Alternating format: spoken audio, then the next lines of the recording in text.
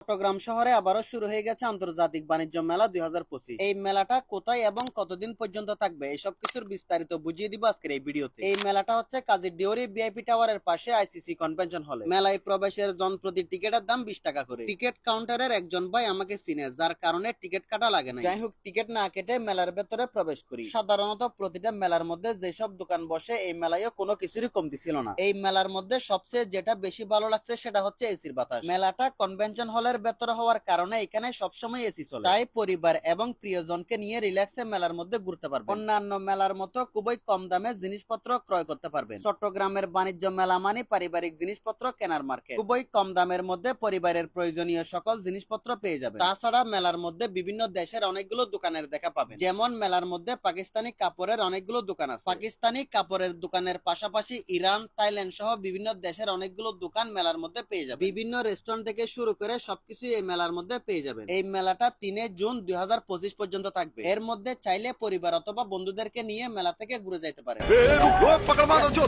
তোমার মিডা মুখর হাসি আর মন তো বাজাই বাসি, তোমারে যদি ন পাইও বোন গলাতে দিও ফাঁসি।